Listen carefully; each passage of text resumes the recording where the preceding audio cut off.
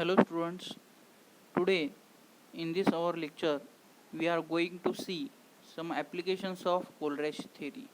Now students, out of these applications, one of the application we have seen in our last lecture. Now students, in our today's lecture we are going to see the next second application of this Kohlrausch law. In this application, this theory, that is Kohlrausch law, which is useful in calculation of lambda 0 values of weak electrolytes. Now students, for calculating the lambda 0 values of weak electrolytes, that is molar conductivity at 0 concentration or at infinite dilution for weak electrolytes, can be calculated by knowing the values of their corresponding lambda 0 values of strong and strong electrolytes. Now students, for its calculation, first of all we should know about the values of lambda 0 values of HCl, NaCl and CH3COONa, that is sodium acetate. All these are nothing but the strong electrolytes. Now students, by knowing their value we can determine the lambda 0 value for CH3COOH. What is the nature of CH3COOH? The nature of CH3COOH, that is acetic acid, is a weak acid. So students, we can calculate the lambda 0 value for acetic acid by knowing the values of lambda 0 values of HCl, CH3COONa and NaCl. Now let us see how we have determined the lambda 0 value of CH3COOH. Now students, let us see this equation they have given.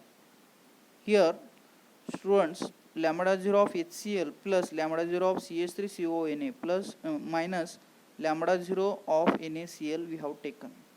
Now if we apply the Kohlrausch law for these corresponding strong electrolytes, it will split into its corresponding small letter lambda 0 notations. Now students, for lambda 0 of HCl, how we have written here, look at this, lambda 0 of H plus plus lambda 0 of Cl minus, means we have splitted that HCl, lambda 0 of HCl according to the Kohlrausch law, and that equation we have already studied while while looking the statement of Kohlrausch law.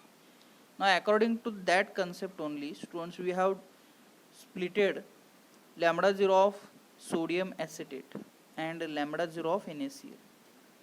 But here lambda 0 of NaCl, which we have splitted, it would be like this, lambda 0 of Na plus minus lambda 0 of Cl minus, and we have multiplied to these notations with the minus sign, and due to this what will happen, some terms get cancelled in this equation. Now which terms are going to be cancelled? Look at here, the common terms which are present here are nothing but plus lambda 0 of Na plus and minus lambda 0 of Na plus. These two terms, they should be get cancelled, and after that lambda 0 of Cl minus means its sign will be plus, and at the same time you will get minus lambda 0 of Cl minus. Both these terms will it will get cancelled.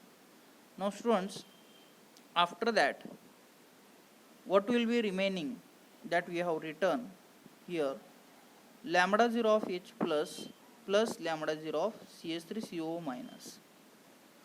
According to the Kohlrausch law, this is the splitting of the term lambda 0 of CH3COH. That is, according to the Kohlrausch law, we can say that this is the value for lambda 0 of CH3COH, means we can say that the molar conductivity at 0 concentration or at infinite dilution. So this is the value for its corresponding acetic acid, that is weak electrolyte. Means we can say that lambda 0 of CH3COOH is nothing but lambda 0 of HCl plus lambda 0 of CH3COONA minus lambda 0 of NaCl. So this is the equation by which we have determined the lambda 0 of weak acid, that is acetic acid. Means the molar conductivity of weak electrolyte acetic acid at 0 concentration can be determined by using these terms, that is lambda 0 of HCl, lambda 0 of sodium acetate, lambda 0 of NaCl. So this is the theory behind that. So students, this is the one of the best application which the Coleridge law has provided to us.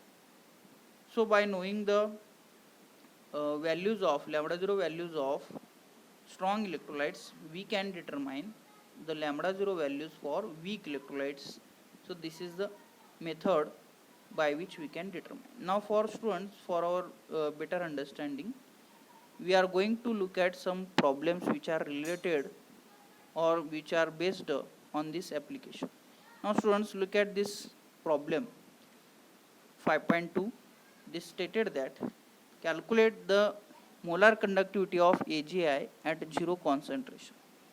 If the molar conductivities of NaI, AgNO3, that is silver nitrate, and sodium nitrate NaNO3 at 0 concentration are they given, that is respectively 126.9, 133.4 and 121.5 ohm inverse centimeter square mole raised to minus 1. Now students, in this problem, first of all you should know that which values they have given and which term you are going to be calculated.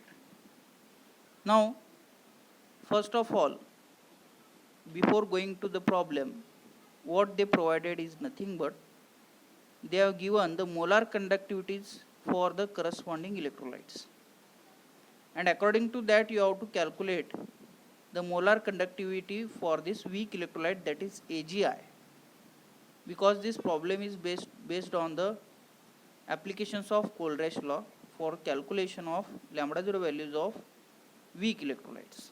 So students, AgI will be weak electrolyte and the provided values for their corresponding electrolytes are the strong electrolytes. So this is the theory or the minimum requirement that you should know first. Now students, according to the Coleridge law, now we are going to calculate the lambda 0 values for the corresponding AgI. Now students, AgI is the, we have assumed that would be a weak electrolyte, and the provided values which we have taken according to the Coleridge law in this form. So look at this. According to the Coleridge law, first NaI values they have provided to us, that is 126.9 ohm inverse centimeter square mole raised to minus 1. That we have written in the typical form.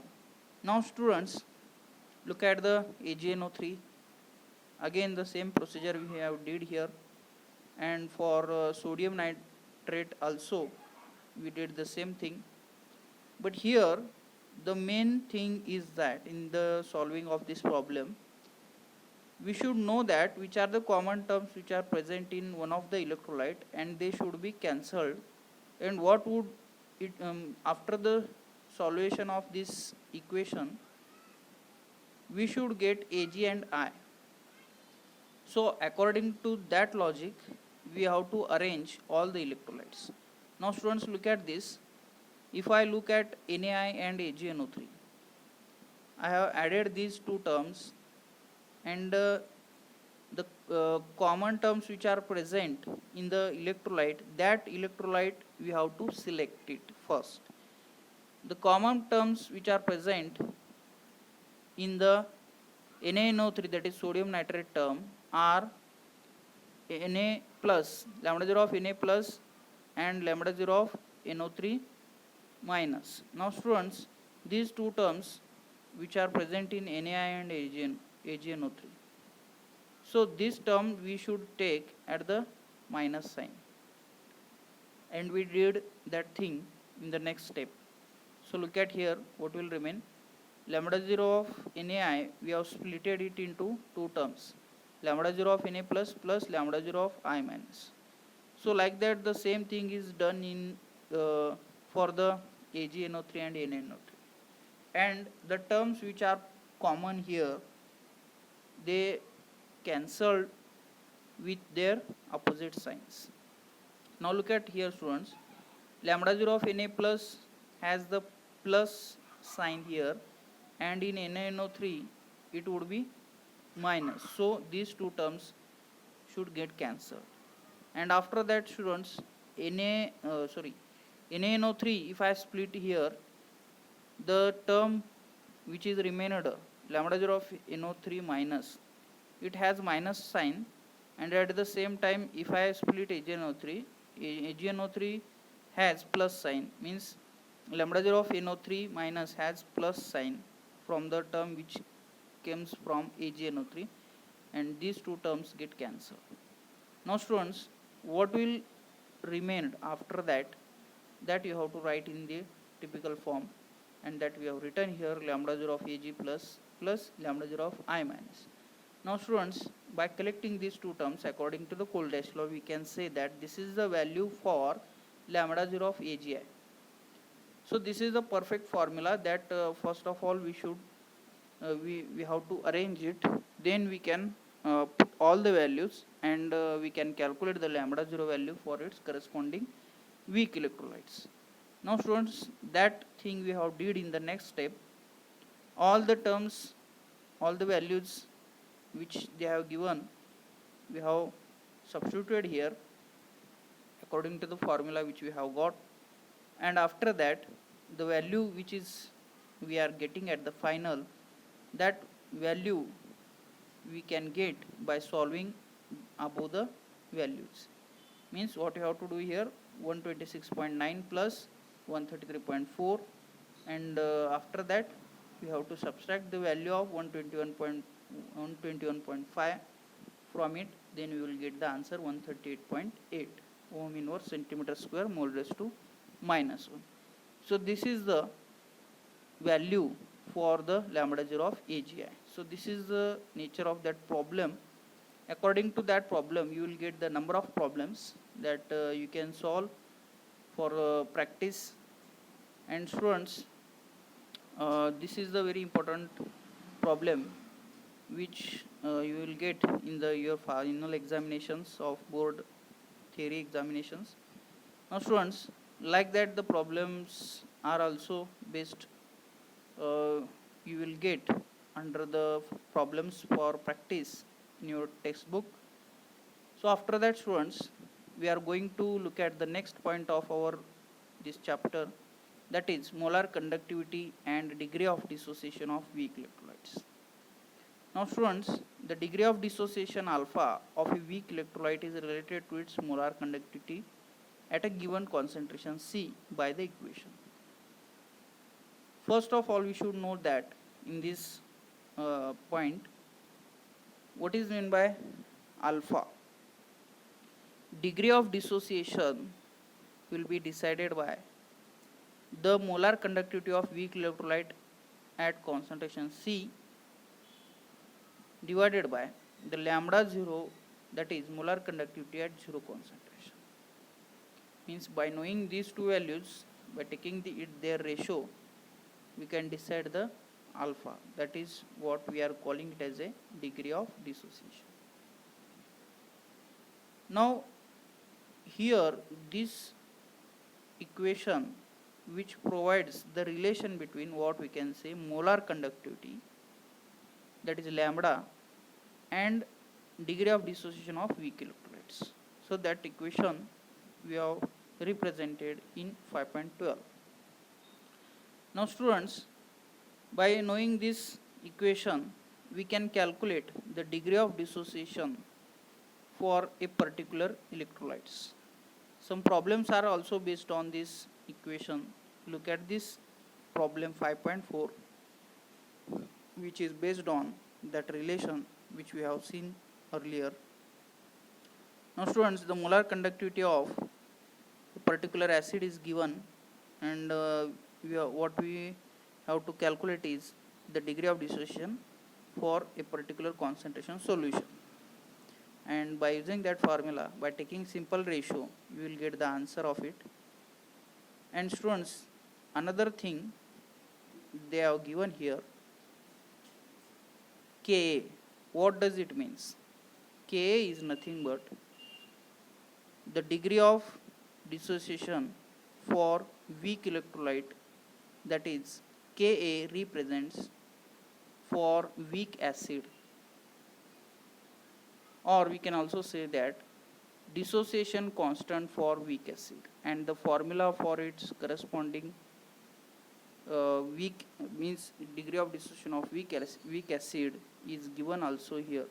Now look at this, K is equal to alpha square C divided by 1 minus alpha. By using that formula, you can calculate the dissociation constant for weak acids also. Now students, this is the value which they have calculated here, which is nothing but for the acetic acid. So this is all about in our today's lecture. Thank you very much.